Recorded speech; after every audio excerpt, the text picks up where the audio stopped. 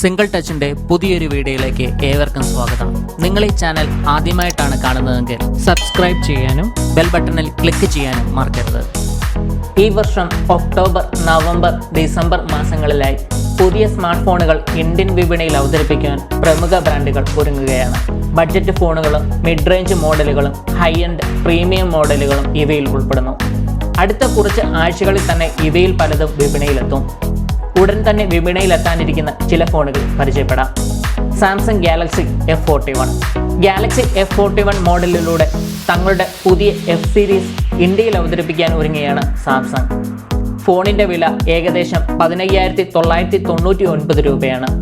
ഫോണിൻ്റെ ടീസർ അടുത്തിടെ പുറത്തിറങ്ങിയിരുന്നു. ഇപ്പോൾ ഒക്ടോബർ 8-ന് ഗാലക്സി F41ൻ്റെ ലോഞ്ച് നടക്കുമെന്നാണ് ഫ്ലിപ്കാർട്ട് സ്ഥിരീകരിച്ചിരിക്കുന്നത്. Super AMOLED infinity U display ഉൾപ്പെടെയുള്ള സവിശേഷതകൾ ഫോണിനുണ്ടാകുമെന്നാണ് ഫ്ലിപ്കാർട്ടിൻ്റെ വെബ്സൈറ്റിൽ പങ്കുവച്ച വീഡിയോയിൽ വ്യക്തമാക്കുന്നത്. 6000 mAh ബാറ്ററി, ഡ്യുവൽ സ്പീക്കറുകൾ, അൾട്രാ വൈഡ് ലെൻസുള്ള ട്രിപ്പിൾ ക്യാമറ സെറ്റപ്പ് എന്നിവ ഈ ഫോണിലുണ്ടാവും. 6GB റാം, Exynos 9611 പ്രോസസ്സർ എന്നിവയാണ് ഫോണിലുണ്ടാവുക.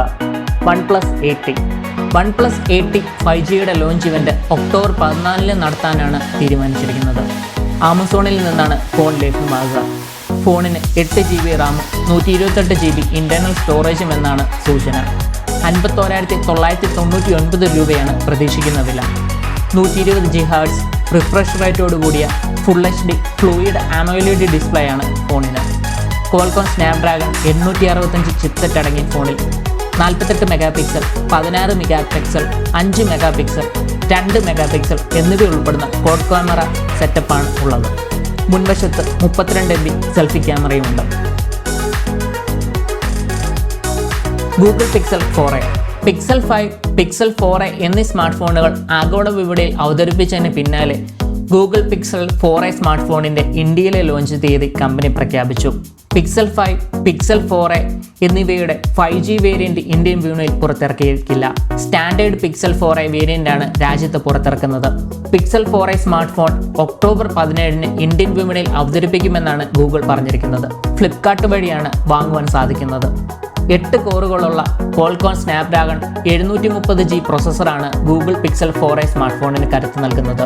ഇതിനോടൊപ്പം അഡ്രീനോ 620 GPUം 6GB റാമും 128GB സ്റ്റോറേജ് എന്നിവയുമുണ്ട്.